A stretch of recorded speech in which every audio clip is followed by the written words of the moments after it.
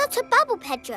That's the full moon. Ah, and you know what you do when you see a full moon?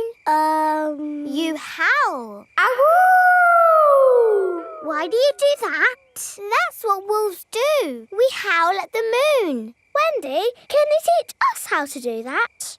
Okay. First, you have to look up at the moon. And then you howl. Ow! Ow! Wendy Wolf has taught everyone how to howl like a wolf.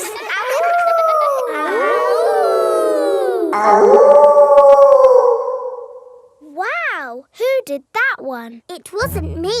It wasn't me. It wasn't any of us. It's a wild animal!